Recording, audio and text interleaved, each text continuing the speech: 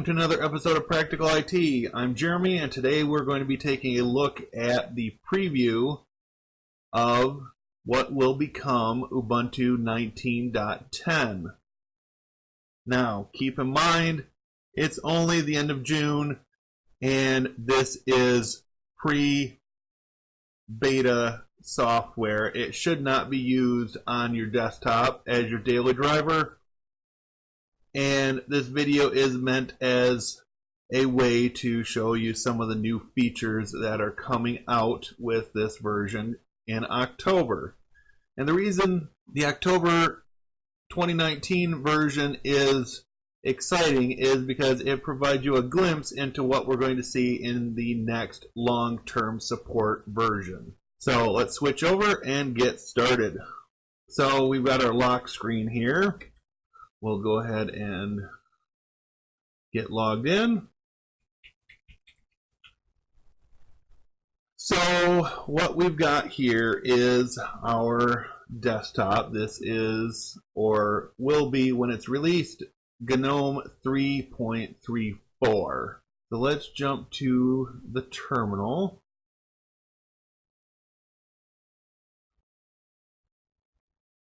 And we'll bump this up a few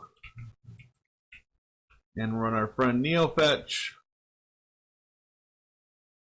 And so this shows us it is the development version of Eoan Ermine. I hope that's the correct pronunciation. Kernel currently is 5.0.0-17 generic. We're running Bash version 5.0.3 using the GNOME shell, and it tells us about the terminal and other things. Now, something to keep in mind right now, don't worry too much about what the memory says on this because I do have Firefox running and gedit, and so we can actually get rid of those because I don't need those right now. And gedit, save, and get rid of that. And we'll run NeoFetch again after a moment when it's had time to clear a little bit of that memory out. It was using about 800 megabytes when I had nothing else running other than the terminal. Maybe 850 megabytes. So let's run this again. 857 megabytes. Now, granted, this is a virtual machine, and it only has been allotted 4 gigs of RAM. So take this with a grain of salt, but it gives you a little bit of a preview. I would imagine in the coming months, as they release more test versions, that this will improve to some degree. On this system, I've installed a few pieces of software. I did download Linus, and out of the box, or off the ISO, after a fresh installation, the Lynis score was 69. Now, for a fresh install, that is actually a pretty respectable score. However, one thing that I noticed is, like previous distribution I reviewed a few weeks ago, out of the box this did not have SSH installed. After I installed SSH, the Linus score went down to a 66. Something to keep in mind. But with a little bit of work and installing Rootkit Hunter and a few other pieces of software as suggested by Linus, the score I now have is a very respectable 81. I think this may be the highest Linus score that I have achieved on any desktop system. I think I've had it around 85 on server systems, But for a desktop, an 81 is a good spot to be. If you're really paranoid, you may want to go through the rest of the suggestions and make sure that you can do everything on that list that's applicable for your system. But remember that security is always a balance between usability and how locked down you want your system to be. If your system isn't usable once you lock it down, then you just wasted a bunch of time. Alright. Take away our Mac terminal. Your standard GNOME has not changed much. You've got frequently used. You've got all.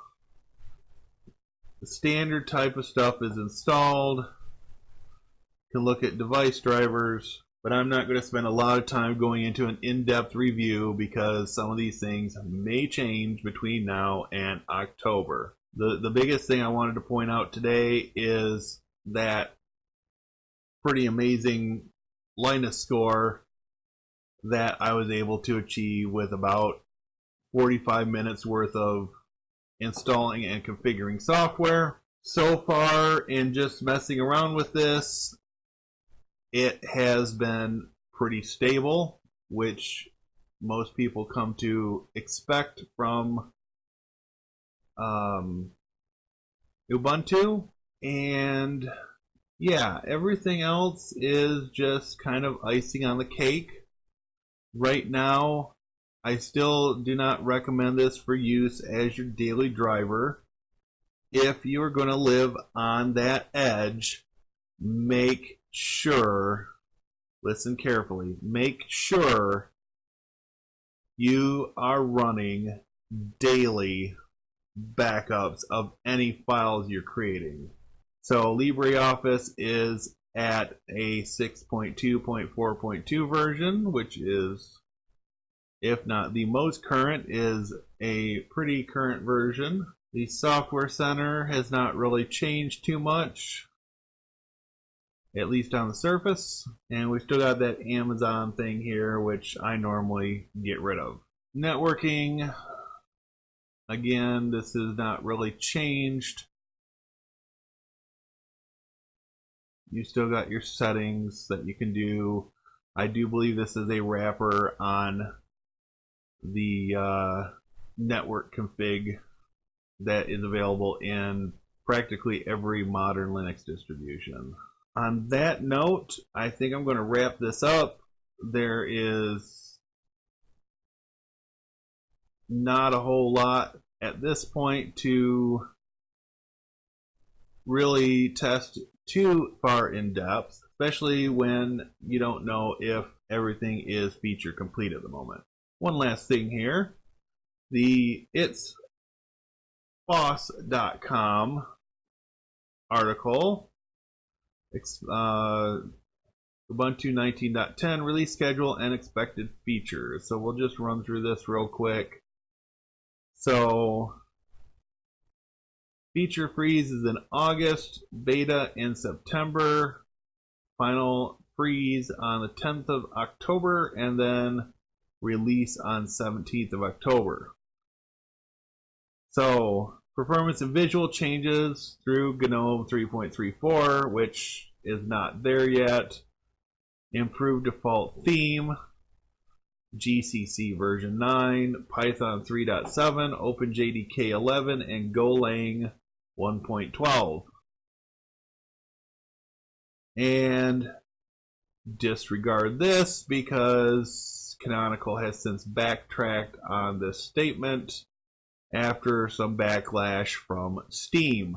This stands strictly for testing. And so they've got some screenshots, and yeah, that's that. On that note, I'm going to go ahead and wrap this. If you like the video, please consider giving a thumbs up, leave comments below, subscribe, and click the bell icon for updates when new videos come out. One more time, thank you for watching. and have a great day.